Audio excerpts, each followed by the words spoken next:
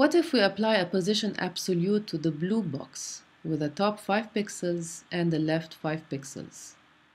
Before looking at what happens, let's remember the rule. An element with a position absolute applied to it is plucked out of the flow and the flow is disrupted. So, the blue box with a position absolute is plucked out of the flow. It does not move from where it was, but it looks for the top left corner of its parent and moves 5 pixels down and 5 pixels to the right from there.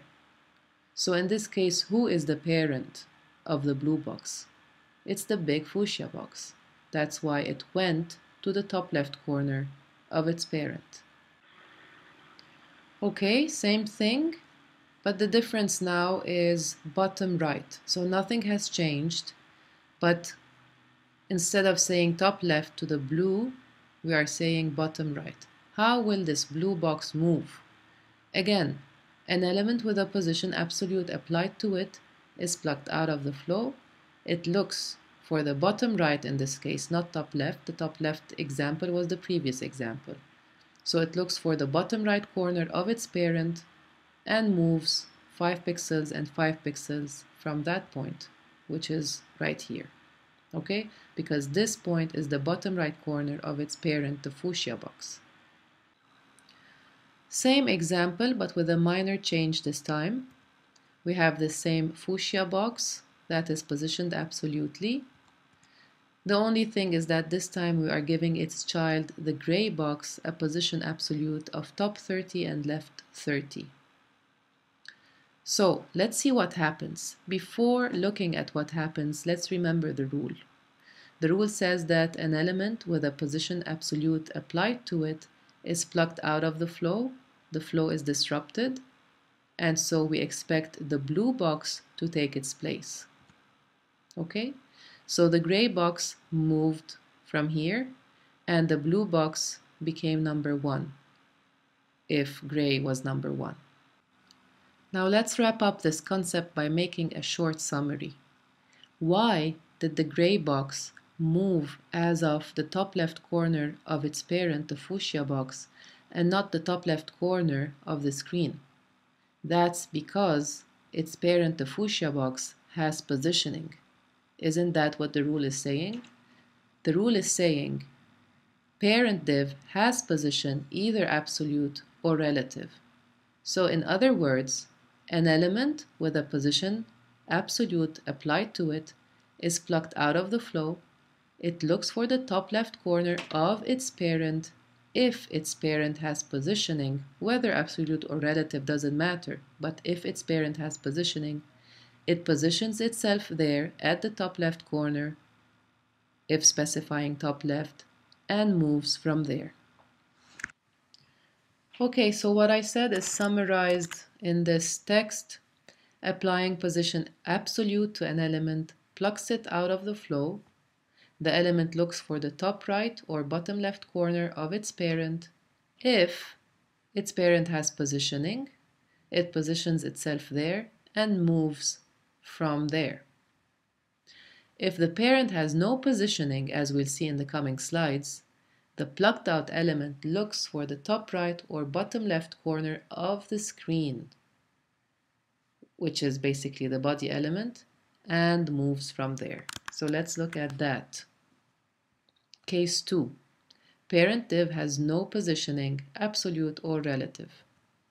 So we have the parent div, the same parent div, with the same children. So this is what we have. But the parent div, as you can see, div bound top box, has no positioning. No position absolute, no position relative.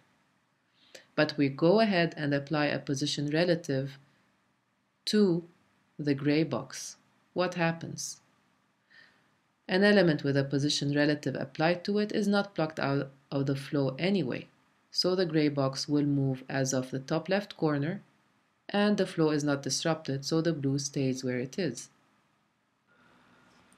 Okay, what if we go ahead and give the blue box a position absolute? how will it move? Let's remember the rule again. An element with a position absolute applied to it is plucked out of the flow.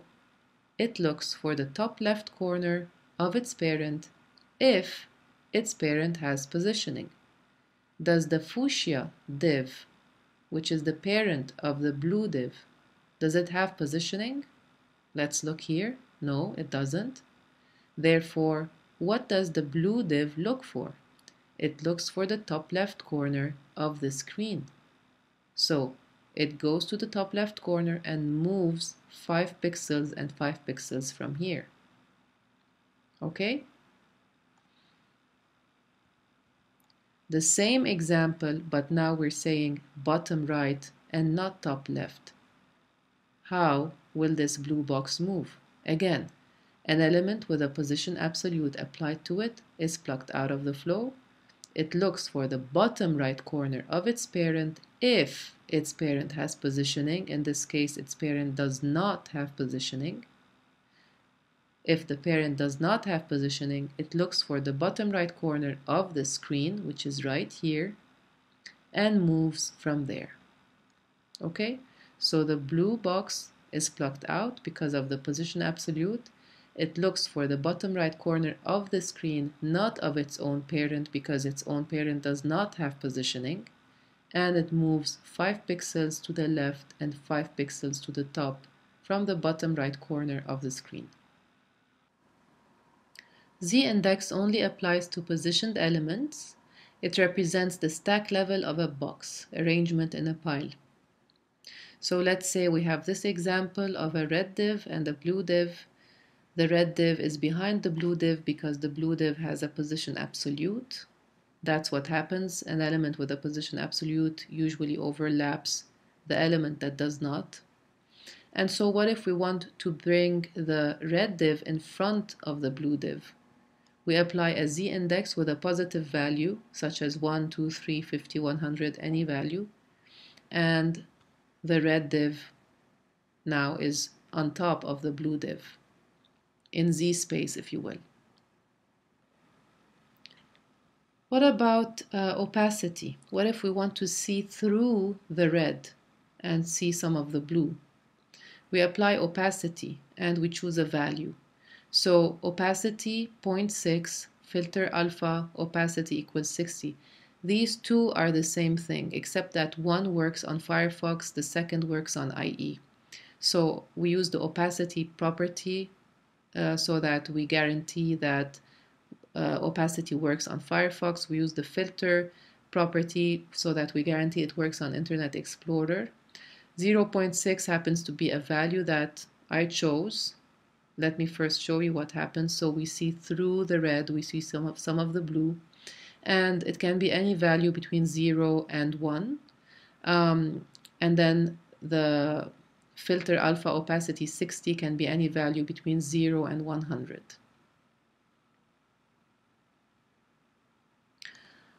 Finally, applying display block in CSS to an inline element makes the element behave like a block level element. So let's say we have any inline element, we want it to behave as a block element.